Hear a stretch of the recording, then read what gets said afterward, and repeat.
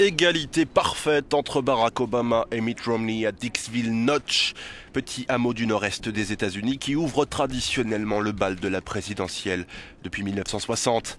À minuit pile, les 10 électeurs de ce village des Appalaches ont été les premiers à accomplir leur devoir électoral, alors qu'au même moment, le reste de la côte Est dormait encore. C'est exaltant et intimidant aussi. C'est la deuxième fois que j'ai l'honneur d'être le premier électeur du pays à aller voter le jour J.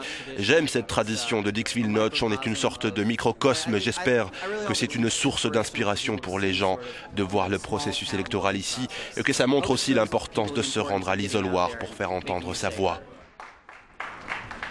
52 ans maintenant que le rituel est le même dans ce petit bureau de vote installé dans un hôtel cossu du village. Sauf que pour la première fois de leur histoire, les villageois ne sont pas parvenus à trancher.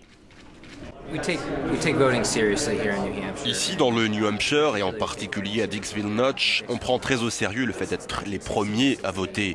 Depuis 1960, Dixville Notch est la première commune du pays qui vote à la fois pour la présidentielle et les élections générales.